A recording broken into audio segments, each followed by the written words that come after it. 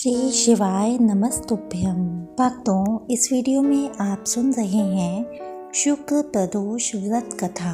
Video में अंत तक बने रहें क्योंकि वीडियो के अंत में आप जानेंगे कुछ विशेष उपाय जिन्हें करने से जीवन में अनेक प्रकार की परेशानियों से छुटकारा मिल सकता है। तो आइए भक्तों, अब रसपान कीजिए शुक्र प्रदोष व्रत कथा का। शुक्रवार त्रयोदशी प्रदोष व्रत पूजा विधि सोम प्रदोष के समान ही है। इसमें श्वेत रंग के पदार्थ ही जैसे खीर आदि ही सेवन करने का विशेष महत्व होता है। सूत जी बोले, प्राचीन काल की बात है, एक नगर में 3 मित्र रहते थे। तीनों में ही घनिष्ठ मित्रता थी। उनमें एक राजकुमार, दूसरा ब्राह्मण पुत्र, तीसरा सेठ पुत्र था। राजकुमार व ब्राह्मण पुत्र का विवाह हो चुका था। सेठ पुत्र का विवाह के बाद गोना नहीं हुआ था। एक दिन तीनों मित्र आपस में स्त्रियों की चर्चा कर रहे थे। ब्राह्मण पुत्र ने नारियों की प्रशंसा करते हुए कहा कि नारीहीन घर भूतों का डेरा होता है।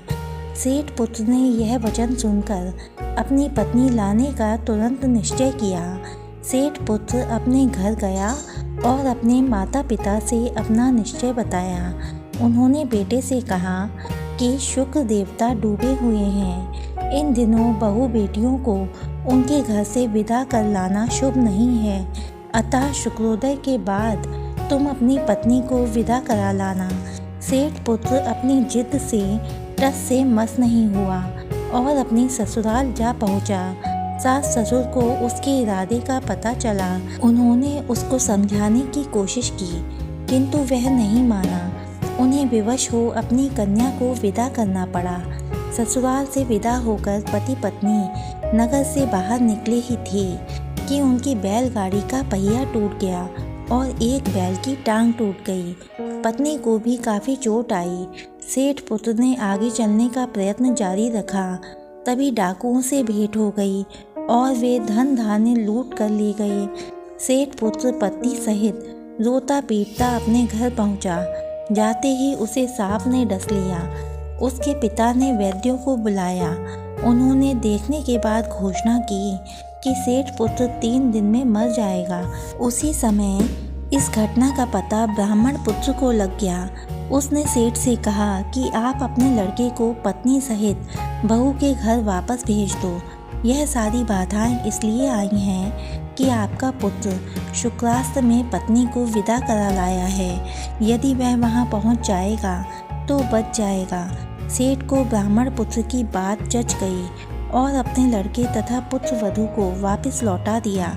वहां पहुंचते ही सेठ पुत्र की हालत ठीक होनी आरंभ हो गई। शेष जीवन सुख आनंद पूर्वक व्यतीत किया और अंत में वह पति पत्नी दोनों स्वर्गलोक को विमान द्वारा गए। श्री शिवाय नमस्तुभ्यम। हे भगवान भोलेनाथ, हे माँ पार्वती, मेरी आपसे यही प्रार्थना है कि जैसे आपने सेठ पुत्र की रक्षा करी, उसी प्रकार आपकी यह कथा कहने वाले तथा सुनने वाले सभी की रक्षा करना, सभी की मनोकामनाएं पूर्ण करना। प्यारे भक्तों, अपने बिजनेस की दिन दुगनी रात चौगनी तरक्की के लिए शुक्र प्रदोष के दिन शाम के समय रंगोली वाले 5 अलग अलग रंग लेकर शिव मंदिर में जाएं और उन रंगों से एक गोल फूल की आकृति वाली रंगोली बनाएं। अब इस रंगोली में बीचों बीच घी का दीपक जलाएं और हाथ जोड़कर शिव जी का आशीर्वाद देते हुए ध्यान करें। अगर आप अपने शत्रुओं से परेशान हैं और उनसे छुटकारा पाना चाहते हैं तो शुक्र प्रदोष के दिन शमी पत्र को साफ पानी से धोकर शिवलिंग पर अर्पित करें और ओम नमः शिवाय मंत्र का 11 बार जाप करें।